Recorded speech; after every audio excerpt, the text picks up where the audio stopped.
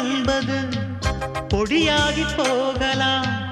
பொன்னாரமே நம் காதல் பூலோகம் தாண்டி வாழலாம். ஆகாயம் என்பது இல்லாமல் போகலாம்.